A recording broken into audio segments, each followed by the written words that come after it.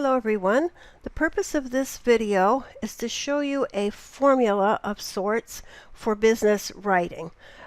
In discussion form number 1, when you introduced yourself, many of you said that an issue that you had with writing was how to get started. So hopefully this formula will show you how to get started and then how to continue your message through an organized support and then into a conclusion that will tie back to your introduction. Now, when I say a formula for business writing, I'm not talking about those quick email messages or text messages that you send back and forth to colleagues to ask, for example, where is the meeting going to be held? What time does the meeting start? I'm talking about email messages, letters of significant content that might be to an internal or an external audience. The formula will also work for oral presentations. It'll work for research papers. It'll work for reports that you might have to write in the workplace. It will work for blog posts, for trade journals, any substantial business writing. Now, most writing has a formula. You may remember back to the days when you might have had to learn the formula to write a poem or to write a haiku. Those have specific formula.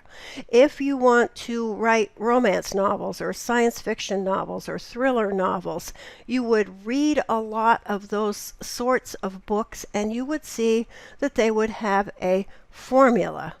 The settings would be different, the characters would be different, the storylines would be different, but the formula would be the same. So that's what we're talking about, is a formula that once you learn it, you can apply it to any kind of business writing, and that's very, very freeing. So let's take a look. So as you might imagine, we're going to start with the introduction. The introduction is typically going to be a paragraph. We're going to start with a reader focus, not a writer focus. So a reader focus says that we don't use words like I or we in the first line. Doesn't mean you won't use those words anywhere in the first paragraph, but we are not going to use those words in the first line. We're not going to start with I. We're not going to start with we. We're going to start with a reader or a you focus. The next thing that we might have is a hook to get the reader's attention. Now, not all documents would be appropriate to use a hook, but many would. Hook might be such a thing as a statistic or a quote. Those would probably be the most common hooks that you might use. And obviously they're going to be very much related to the message that you're writing. The next thing that we're going to do, and this is extremely important, we're going to have an objective or a call to action. If you can't do this, you can't write your message because you won't know what you want the reader to do. If you don't know what you want the reader to do, or if it's an oral presentation, what you want the listeners to do, then you can't write your document. So the objective or the call to action answers the question, what do you want the reader to do? Do you want the reader to buy something? Do you want the reader to show up somewhere? Do you want the reader to do something? Do you want the reader to believe something? What do you want the reader to do? You have to be able to answer that question absolutely crystal clear for yourself, or you can't answer it for the reader. Once you have answered that question, then you're going to give the reader an overview of the topics that you will discuss and the order in which you will discuss them.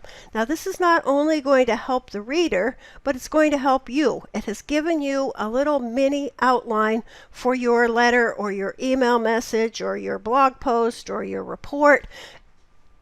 In an oral presentation, we often call it an agenda. Doesn't make any difference what we call it. It's a list of the topics that we're going to discuss and the order in which we're going to discuss them. And that's what's going to be in your introduction.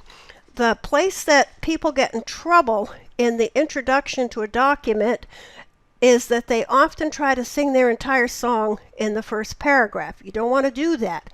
So you don't want to jump in and give a little recap of every single thing that you're going to say, because when you do that, it's confusing to you because you don't know what to do next, and it's confusing to the reader. So you're going to follow this formula in a pristine kind of way.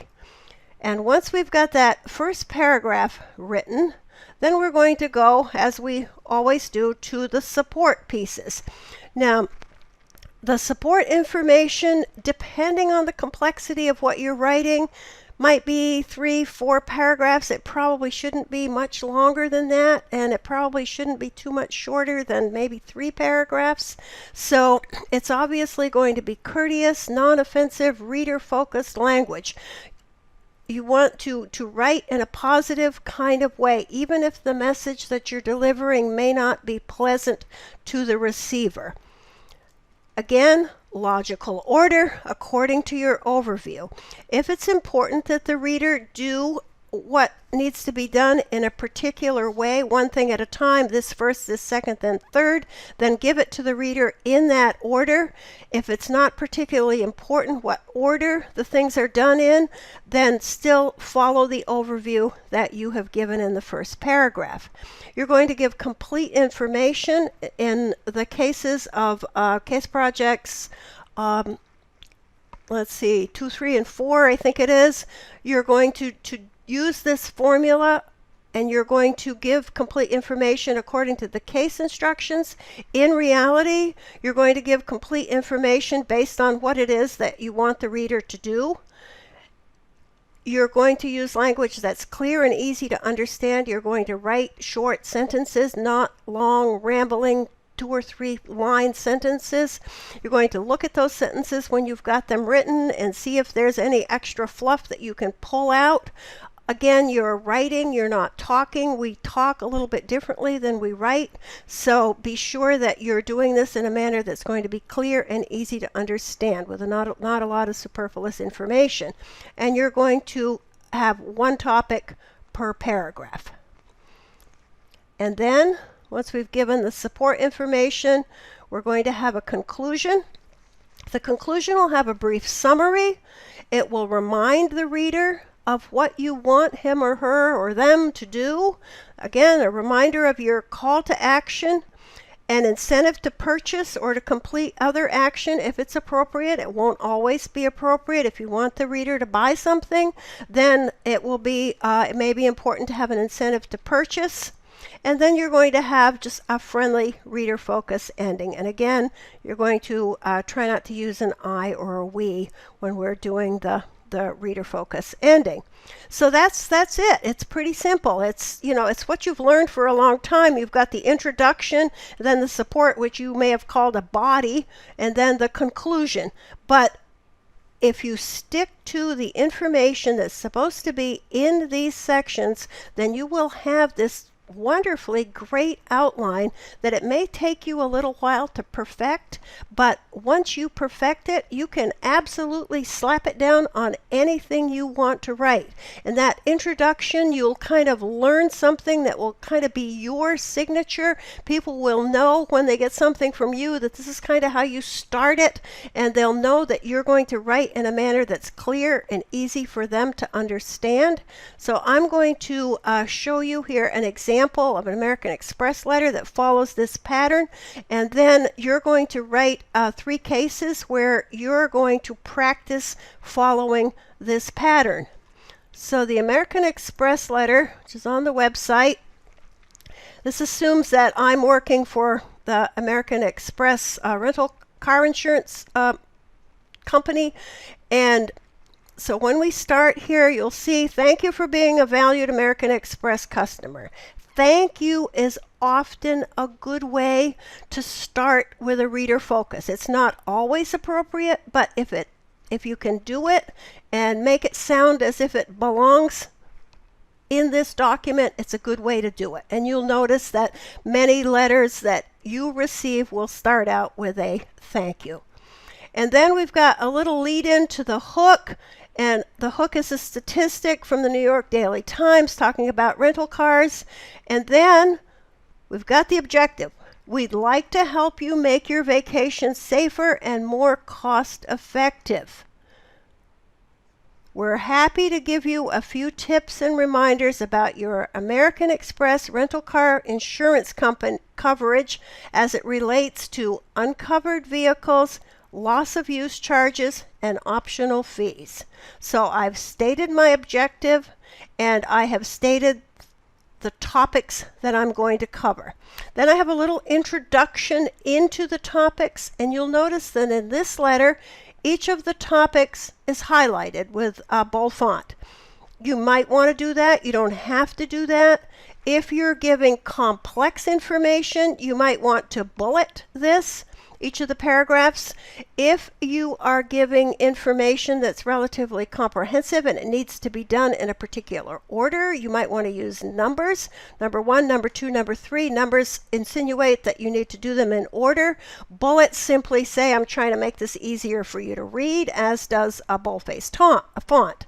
So any of those things are possibilities to do. So now we come down here to our closing, and we'll see that we direct them to the website. Here we remind them of our objective. We recommend that you consider paying the daily damage waiver fees when you rent your vacation vehicle. Then we come down and we have an incentive to buy. Present this letter when you rent your next vehicle, 10% discount. So there's our incentive. And then your friends at American Express wish you a wonderful, safe, and fun-filled summer vacation. So there's the formula. It's all on a one-page document. That might be a letter, it might be an email message, but it follows the formula pristinely. And once you learn how to do this, you can apply it to almost anything that you're writing. So I will look forward to see you trying to use this formula in some of your case projects.